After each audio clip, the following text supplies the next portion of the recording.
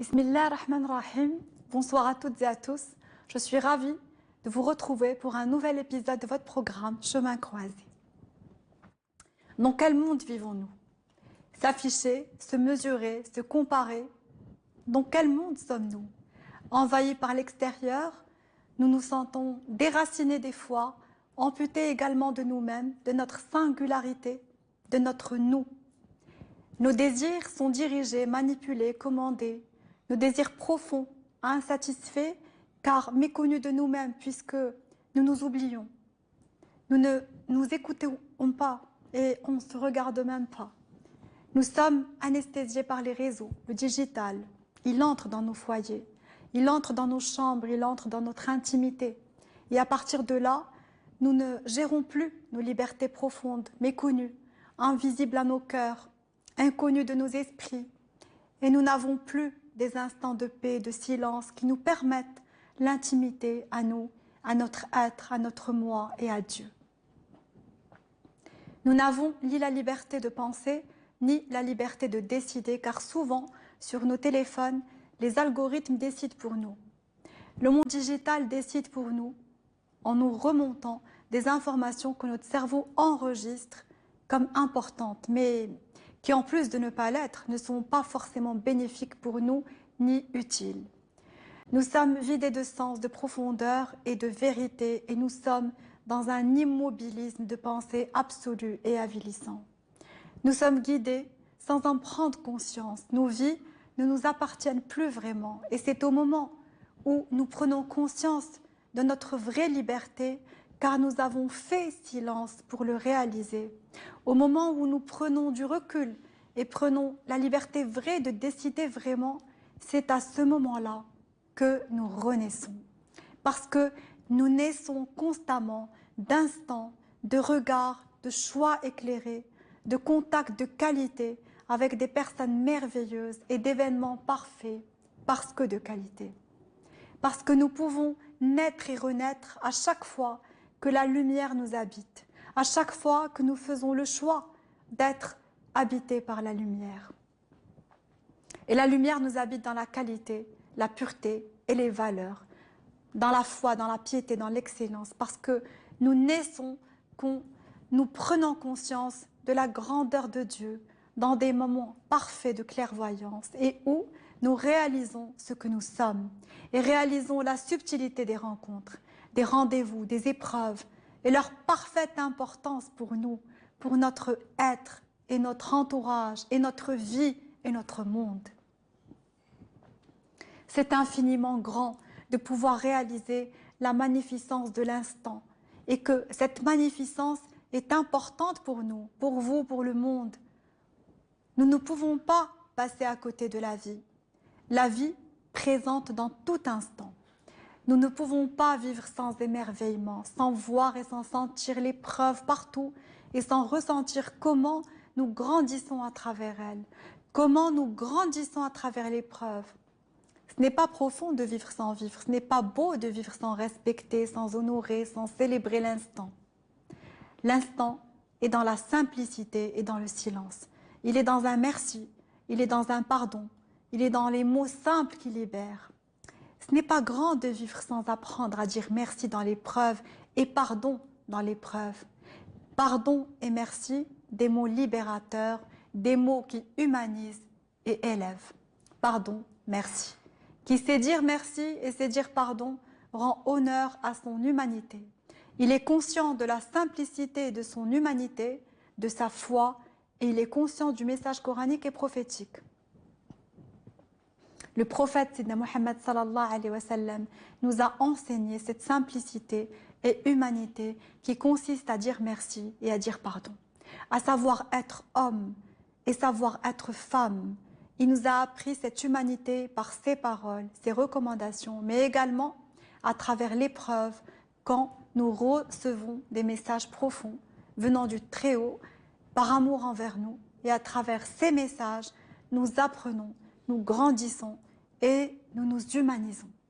Le prophète disait, des moments de clairvoyance vous sont parvenus de la part de votre Seigneur, les verra qui voudra, les reniera qui voudra.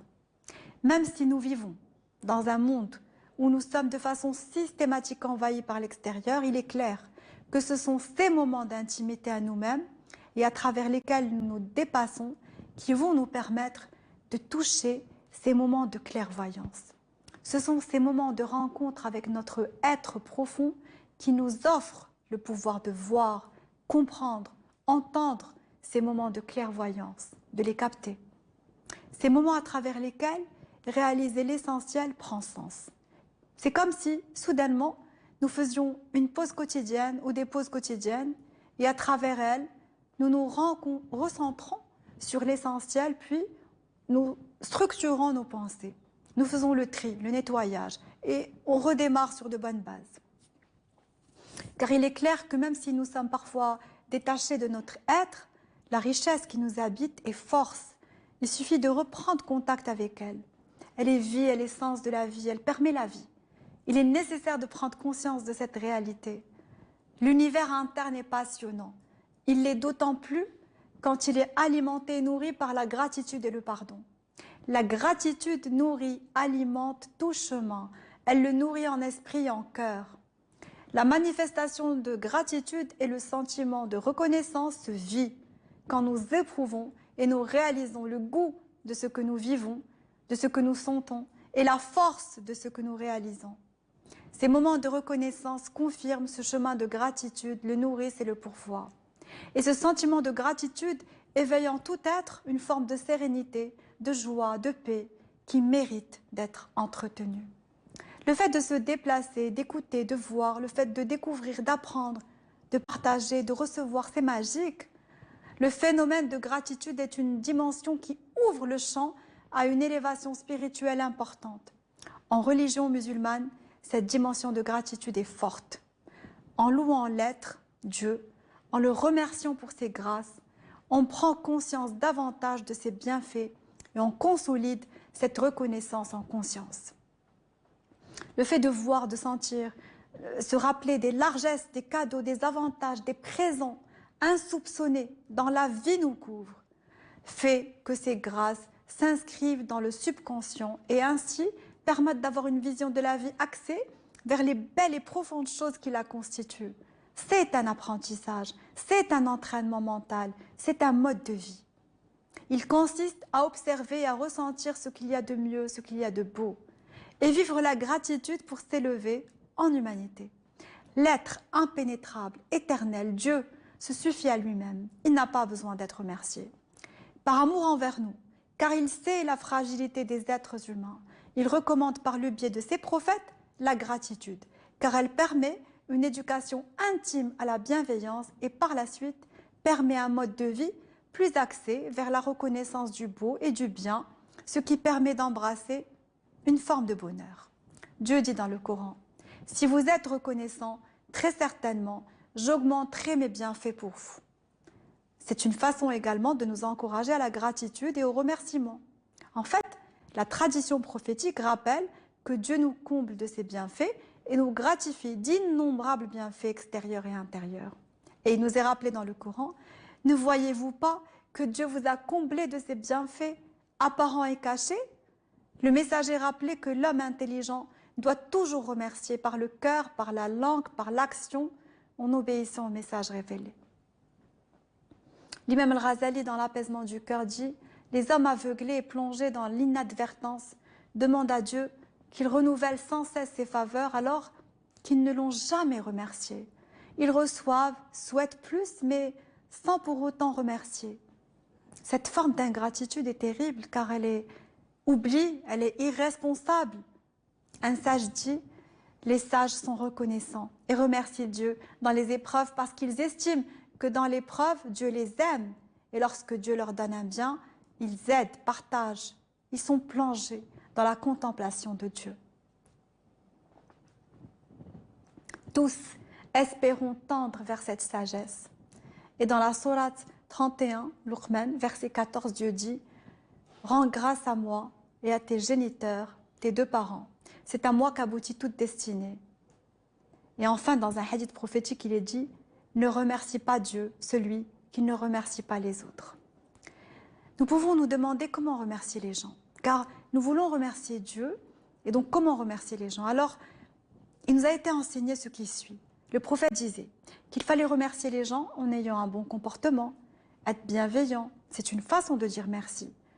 Rendre un service. Et puis, si on ne peut rien faire, prier. Prier pour toute personne est important. Et c'est une façon de remercier, c'est une façon merveilleuse de la remercier. Et cette bienveillance vis-à-vis de notre prochain est un signe de la bonne compréhension de notre religion. L'islam est une religion fabuleuse qui nous permet de nous élever et nouer des liens de fraternité profonds et beaux les uns avec les autres. Des liens qui grandissent l'être et apaisent les esprits, qui alimentent les cœurs et purifient les âmes. L'islam rappelle que pour remercier Dieu, il faut remercier les gens. Et pour remercier les gens, il faut faire preuve de bonté envers eux. Il suffit de fermer les yeux quelques secondes et imaginer une religion qui promeut la bienveillance, le pardon, l'enseignement du savoir, la générosité, la longanimité. Fermer les yeux quelques instants et imaginer dans quel monde nous serions si nous suivions cette religion. Une religion qui, comme je l'ai rappelé, et vous le savez, fait honneur absolu à la gratitude, la reconnaissance. Une religion où il faut sentir le merci et le dire, sentir le pardon et le dire, et vouloir le meilleur pour l'autre. Si cette religion habitait le monde, comment serait ce monde? Aujourd'hui, on sait fort bien que l'ingratitude tue. Elle tue l'envie, le désir de bien faire, de mieux faire, elle détruit. La gratitude, quant à elle, elle construit. Plusieurs recherches sur la gratitude et savoir s'émerveiller de petites choses, sur la capacité de fascination et d'enthousiasme, sur cet éblouissement, force le respect et interpelle. Et prendre soin de nous, c'est prendre soin de toutes ces dimensions pour jouir d'une vie en équilibre, parce qu'à l'intérieur de nous, il y a un savoir plus grand que tout ce que l'on peut imaginer. Il faut se connecter à ce savoir et le laisser guider notre chemin. Le prophète dit: consulte ton cœur, même si on te donne des fêtes, soit encore des fêtes, soit. C'est pour cela qu'il nous est souvent recommandé de dédier des minutes à réfléchir sur ce qui compte, sur ce qui importe, ou bien tout simplement à faire silence pour embrasser toutes ces habiletés que nous possédons et que nous oublions, pour les valoriser. Pour grandir, il faut découvrir la magie du présent.